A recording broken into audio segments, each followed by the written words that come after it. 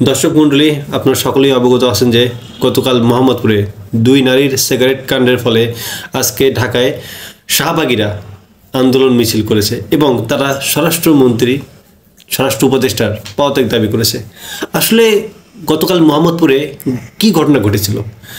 বিষয়টা হচ্ছে যে মোহাম্মদপুরে রাত্রে এক চায়ের দোকানে বসে দুজন তরুণী সিগারেট খাচ্ছিল এবং চা খাচ্ছিল এবং সেটা ওপেন প্লেসে। পাশ দিয়ে যাচ্ছিল একজন বয়স্ক লোক এবং তিনি তাদেরকে এই বিষয়ে মানা করেছিলেন এবং একটা ধূমপান মানুষের জন্য ক্ষতিকর, এই বিষয়ে তিনি তাদেরকে বোঝাচ্ছিলেন এবং তরুণীরা তৎক্ষণাৎ রাগান্বিত হয়ে বয়স্ক লোকটার দিকে চা ছুঁড়ে মেরে এবং তারই পরিপ্রেক্ষিতে বয়স্ক লোকের পাশে অনেকগুলো মানুষ জড়ো হয়। ওই মানুষগুলোর মধ্যে কেউ চাচ্ছিল যে তাদেরকে মারতে, আবার কেউ চাচ্ছিল যে যেন কোনো সংঘর্ষ না হয়, ওই মেয়েদের উপর যেন গায়ে হাত না তোলে। যখনই এরকম একটা ঝামেলা তৈরি হয় তখনই মোহাম্মদপুরে থানা থেকে পুলিশ আসে এবং তাদেরকে থানায় নিয়ে যায় এবং এই জন্য আজকে শাহবাগীরা ঢাকায় প্রচুর আন্দোলন মিছিল করেছে। এখন আমার প্রশ্নটা হচ্ছে যে ধূমপান মেয়েগুলো যে করেছে এটা কি আদৌ কি ঠিক করেছেন কিনা? দেখুন, এই বাংলাদেশটা বুঝতে হবে যে বাংলাদেশের সংস্কৃতিটা কেমন। আপনাকে বুঝতে হবে যে বাংলাদেশটা কিন্তু এদের রাষ্ট্রধর্ম কিন্তু ইসলাম, যদিও কোরআনটা এই দেশের সংবিধান না, বাট তবুও কিন্তু এদেশে মানুষ রাষ্ট্রধর্ম ইসলাম বললেই কিন্তু জানে এবং এদেশের কতিপয় বেশিরভাগ মানুষ তারা ইসলাম ধর্ম অনুযায়ী চলার চেষ্টা করে। এখন এখানে ওপেনলি পুরুষ মানুষ সিগারেট খায়, যদিও এটা একটা অপরাধ, মানুষের জন্য ক্ষতিকর। একটা মানুষ নিজের সিগারেট খাচ্ছে, এটা যতটা তার জন্য ক্ষতিকর তার থেকে বেশি ক্ষতিকর হচ্ছে অপর মানুষের জন্য যে অধূমপায়ী। সো এটা আমাদের সমাজে একটা রীতি চলে এসেছে যে পুরুষ মানুষ ওপেনলি ঘোরাফেরা করবে এবং তারা যে কোনো কাজ করবে বা সিগারেট খেলেও এই জিনিসটাকে খুব একটা খারাপের চোখে দেখা হয় না আমাদের সমাজে, যদি এটা একটা খারাপ কাজ, ঘৃণিত কাজ। কিন্তু মেয়েদের বিষয়ে তাদের পর্দা থেকে শুরু করে তারা কখন কোন কাজ করবে এই বিষয়টা কিন্তু আমাদের সমাজ কিন্তু নির্ধারণ করে যায়। অর্থাৎ মেয়েদের জন্য কিন্তু একটা লিমিটেশন আছে, যেটা ধর্মের ক্ষেত্রে হলেও এই বিষয়টাকে কিন্তু গুরুত্ব সহকারে দেখা হয়।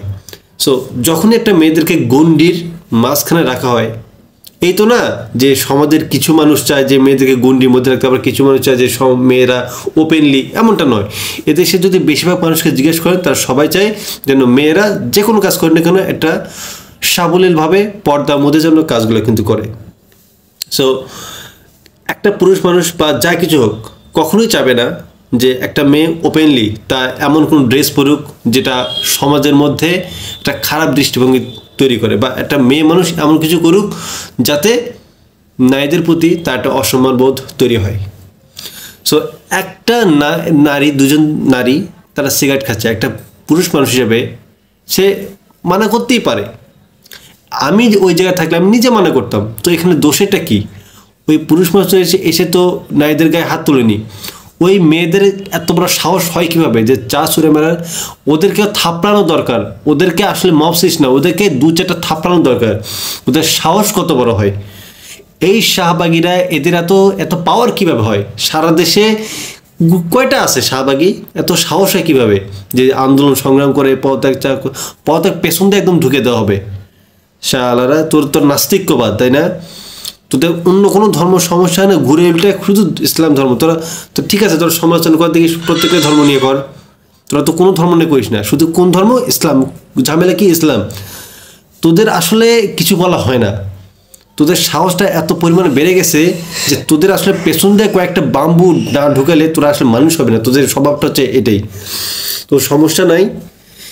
এ দেশে তোদের মতো শাহবাগীদের কীভাবে শায়েস্তা করতে হয় এদেশের জনগণ খুব ভালোভাবে জানে। হাসিনাকে, এই গুন্ডা মুজিবকে এ দেশ ছাড়া করা হয়েছে।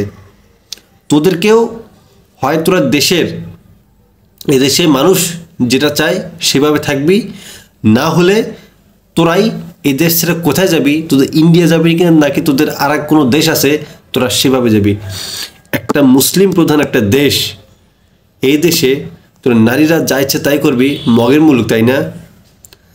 যদি নারী এবং পুরুষের সমান অধিকার যদি হয়, তাহলে একটা পুরুষ মানুষকে যেভাবে শাস্তি দেওয়া হয় নারীদেরকে ওইভাবে করুক। তো একটা পুরুষকে একটা ছিনতাইকারী যদি হয়, তাকে যেভাবে শাস্তি দেওয়া হয় চাংদোলা করে উল্টা ঝুলিয়ে, একটা নারীকে এইভাবে ঝুলে থাকতো, নারীবাদীরা তো খুব খুব খুব খেপে যাবে।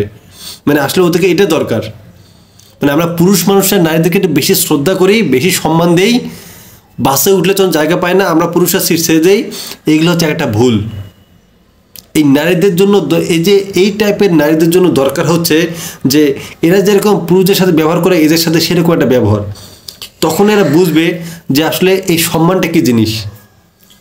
আরে বেটা, কাজ করবে তো পুরুষ, আমরা তো বলিনি যে নারী পুরুষের কোনো বৈষম্য হোক, কিন্তু এই না যে প্রত্যেকটা ক্ষেত্রেই পুরুষ যেটা করবে নারীকে সেক্ষেত্রে এগিয়ে যেতে হবে।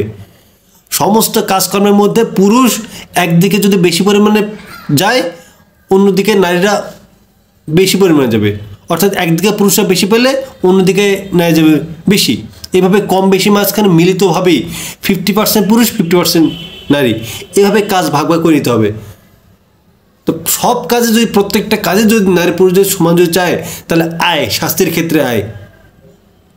পুরুষদেরকে যেভাবে কষ্ট করতে হয় তোরাও কষ্ট কর, পুরুষদেরকে যেভাবে যে কোনটা অন্যায়ের শাস্তি দেওয়া হয় নারীদেরকে সেভাবে শাস্তি দেওয়া হোক। সেক্ষেত্রে তো নারীবাদীরা বলবে আরে না, নারীরা তো মায়ের সমতুল্য, নারীদেরকে কি এত এইভাবে শাস্তি দেওয়া হয়, কই গেল? মানে তোরা তো কই গেল, তোরা কত 17 বছরে যে এই ফ্যাসিস্ট আমলে যে কত নারীকে ধর্ষণ করা হয়েছে, এই ভোট কেন্দ্রে ধানের শীষে ভোট দেওয়ার ফলে নারীকে ধর্ষণ করা হয়েছে, গণধর্ষণ প্রতিনিয়ত গত 17 বছর কত নারীকে ধর্ষণ করা হয়েছে। কই তোদের নারীবাদী ছিল? খুব নারীবাদী আসছিস তাই না? তোদের নারীবাদী পেছন দিয়ে একদম ঢুকে দেওয়া হবে। তোদের মতো নারীবাদীরা হচ্ছে এই সমাজের নারীদের সম্মানের ক্ষেত্রে অন্তরায়। সাবধান করে বলে দিচ্ছি, যদি এই বাংলাদেশের বুকে শাহবাগীদার 1 ইঞ্চি পরিমাণ যদি গলা ওঠে, তোদের কল্লার থেকে তোদের কাঁধ থেকে এই কল্লাটা আলাদা করা হবে। তোদের এত সাহস হয় কীভাবে? এত সাহস পাস তোরা? আমরা সাধারণ জনগণ চুপচাপ থাকি, আমরা সাধারণ জনগণ ধৈর্য ধারণ করে আমরা সব কিছু সহ্য করি, কিন্তু এটা আমাদের কখনো দুর্বলতা মনে করবি না। এই দেশে থাকতে হলে পেছনে আঙ্গুল ঢুকে দিয়ে চুপ করে থাকবি, কোনো টু শব্দ করবি না, সমালোচনা করবে গঠনমূলক, না করলে না। কোনো ধর্ম নিয়ে কোনো উস্কানিমূলক কথা চলবে না। যদি বলতে পারিস বলবি, না হলে মব সৃষ্টি হোক আর যা কিছু হোক, মাথায় বাড়ি একটাও বাদ পড়বে না। এই কথাটা মনে রাখলাম।